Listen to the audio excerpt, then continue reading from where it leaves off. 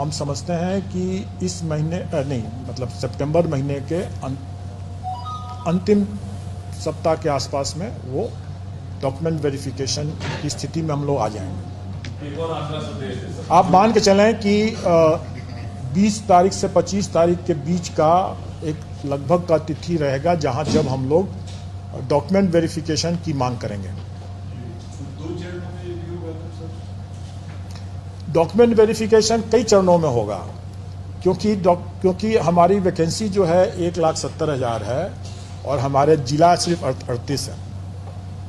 देखिए हम लोग जो निकालते हैं डॉक्यूमेंट वेरिफिकेशन के लिए वो प्रोविजनल रिजल्ट के बेसिस पर देते हैं कि जो लोग कंसिडरेशन जोन में आ गए, मतलब जो सफल होने वाले जो अभ्यर्थी हो गए, उनका हम डॉक्यूमेंट वेरीफाई करवाते हैं। और डॉक्यूमेंट वेरीफाई कराने के बाद अगर उसमें भी मान लीजिए जैसे मैंने बताया कि सीटेट अगर अपियरिंग कैंडिडेट क्या है बाद में पता चलता है कि नहीं पास किया। कई अभ्यर्थी ऐसे भी हो सकते हैं जो उन्होंने दावा कर दिया कोई आरक्षित श्रेणी का या किसी और श्रेणी का, बाद पता चलता है कि वो नहीं, वैसा नहीं है।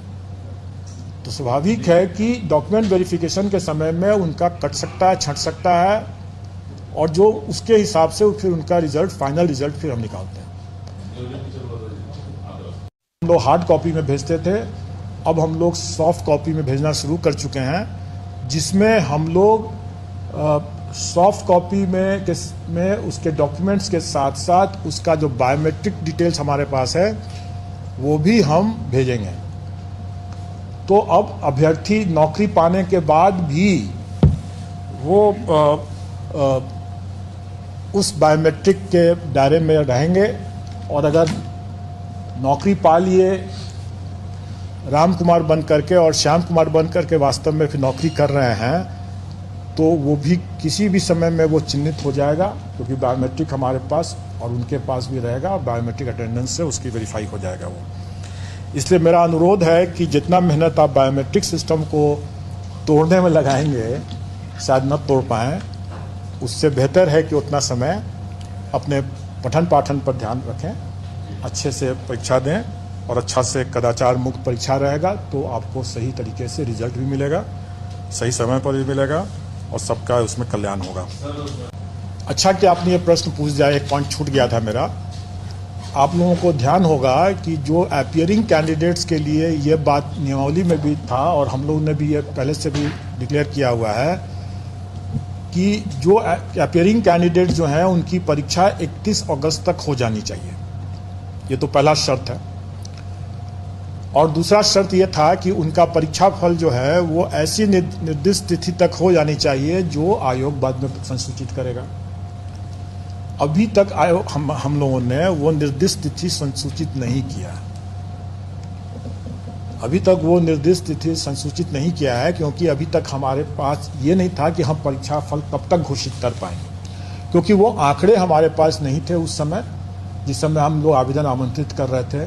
कितने कैंडिडेट्स अपियर करते होते हैं, कितनी संख्या में हमारे पास आता है मामला OMR की, हमारे स्कैन करके रिजल्ट निकालने की क्या क्षमता हमारी हो पाएगी, ये सब चीज़ थोड़ा सा अभी क्लियर नहीं था। इसीलिए हम लोगों ने वो तिथि नहीं बतलाया कि रिजल्ट हम कब घोषित करेंगे, क्योंकि रिजल्ट घोषित करने के पहले हमें उनका वो सर्टिफिकेट की ज़रूरत पड़ेगी। सीटेट जो अपियरिंग कैंडिडेट होंगे या जो बीएड के जो अपियरिंग कैंडिडेट होंगे, जो अपनी पात्रता उनके अपियरिंग जो एग्ज़ाम जिसमें वो किए हैं उसके परीक्षा फल पर आधारित होगा, उनके लिए भी हम लोग इसको सुरक्षित तो रखेंगे लेकिन डिक्लेयर नहीं करेंगे। अब रही बात कि उनको अंतिम तिथि क्या मिलेगा, जिस तिथि तक उनका संशय दूर हो जाना चाहिए या उनका एग्ज़ाम का रिजल्ट आ जाना चाहिए। डॉक्यूमेंट वेरिफिकेशन की जो तिथि होगी वही तिथि हमारी अंतिम तिथि होगी।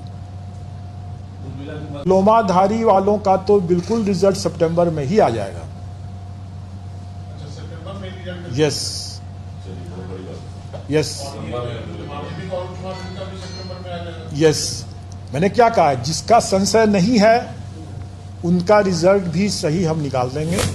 जिनका संशय रहेगा, तो जैसा संशय रहेगा, जिस स्तर पर मामला लंबित है उस स्तर से निर्देश लेकर के ही हम निकालेंगे। जो कई जगह मतलब दुष्प्रचार ये चल रहा था कि बीएड अभ्यर्थी 5 लाख हैं या 6 लाख हैं कुछ लाख हैं। मैं तो यह कहूँगा कि एज लॉन्ग एज जो माननीय सर्वोच्च न्यायालय ने कहा कि आपके पास में पर्याप्त डिप्लोमाधारी अभ्यर्थी हैं, मतलब कि अगर हमारे पास 80,000 वैकेंसी है, हमारे पास 80,000 कैंडिडेट्स भी अगर डिप्लोमाधारी रहते तो भी मैं परीक्षा कराता। अभी तो वर्तमान में हमारे पास 80,000 नहीं, हमारे पास 3,80,000 है।